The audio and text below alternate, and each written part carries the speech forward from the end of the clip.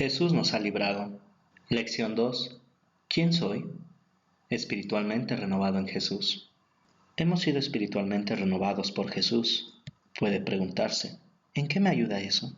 Una cosa es entender las verdades que hay en la Biblia, pero otra cosa es aplicarlas a la propia vida.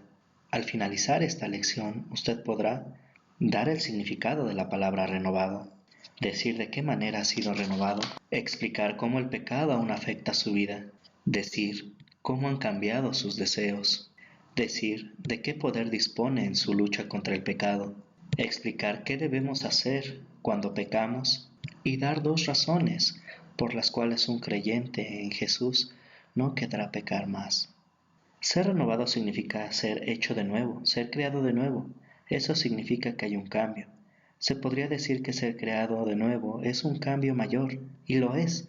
Como aprendimos en el capítulo anterior, Jesús nos renueva espiritualmente.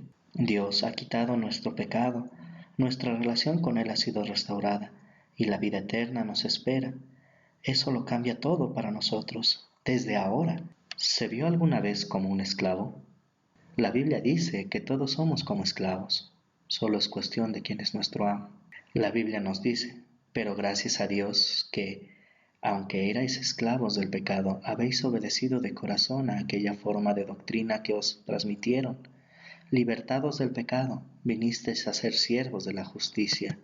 La Biblia dice que somos esclavos de 2 amos, el pecado, lo que Dios no quiere que hagamos, y la justicia, lo que Dios quiere que hagamos.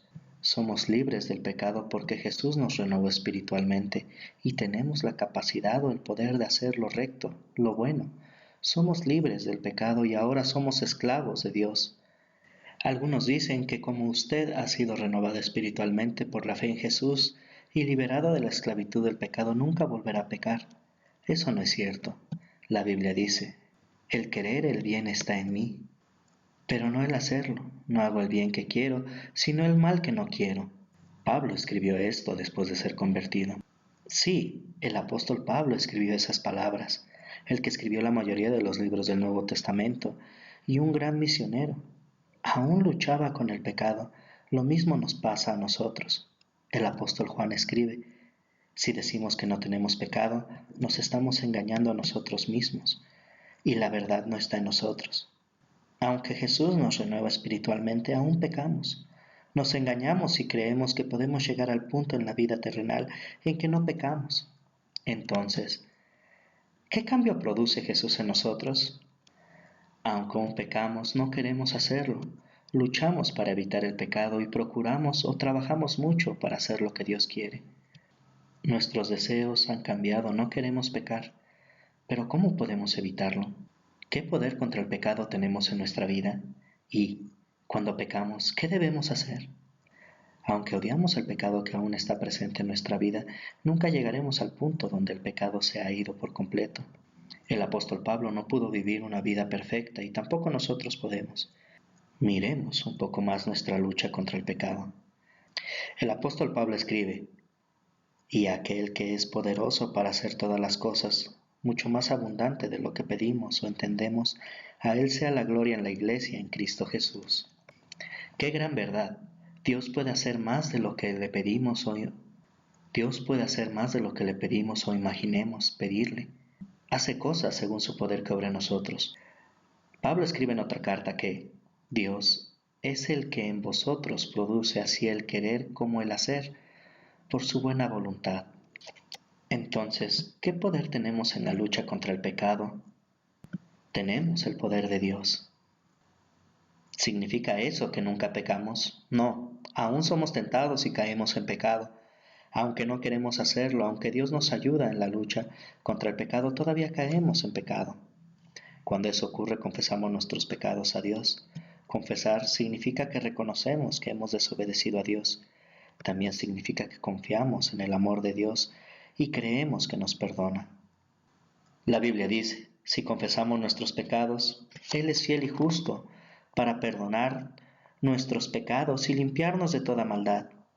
Dios nos perdona cuando confesamos nuestros pecados. ¿Qué le pasa a nuestra actitud cuando confesamos? Pedro nos lo muestra. Él pecó una vez al negar a Jesús. Después de negar 3 veces que conocía a Jesús, reconoció que hizo mal. La Biblia dice, y Pedro, saliendo fuera, lloró amargamente. Estar apesumbrados, confesar nuestros pecados a Dios y pedirle perdón son partes de la vida cristiana. Podemos hablarle directamente a Dios en todo momento, en todo lugar y sobre todas las cosas, incluida la confesión de nuestro pecado. Y si pecamos pero no lo sabemos, oramos para que Dios nos haga conciencia de todo pecado que hayamos cometido y confiamos en que Él lavará todos nuestros pecados, de los que somos conscientes y de los que no. ¿Ha oído alguna vez algo como esto? Si Dios ha perdonado todos sus pecados, y si lo perdona gratuitamente cuando hace lo malo, ¿por qué preocuparse por el pecado? Haga lo que quiera.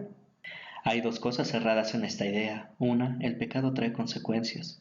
Aunque Dios perdona nuestro pecado, tenemos que vivir con las consecuencias que trae el pecado. Por ejemplo, una persona tuvo una vez una relación homosexual que claramente no es lo que Dios quiere. Luego la persona se arrepintió y pidió el perdón de Dios. El perdón no evitará que la persona adquiera SIDA y muera por esa causa. Aunque Dios la perdonó, de la misma manera, una persona en prisión puede haberse arrepentido, haber confesado a Dios su pecado y haberle pedido el perdón por lo que haya sido la causa de que esté en prisión. ¿Significa eso que la persona sale inmediatamente de la prisión? Eso no es probable. El pecado trae consecuencias que pueden ser dolorosas. En segundo lugar, viene a ser asunto de deseo. El apóstol Pablo escribe en Efesios capítulo 5, versículo 10, comprobando lo que es agradable al Señor. Eso no significa que nunca pecamos, pero alguien que peque continuamente sin sentir pesar ni querer cambiar no es un creyente en Jesús. Necesitamos permanecer cerca de Dios utilizando su palabra, la Biblia, y necesitamos hablar con Él en oración.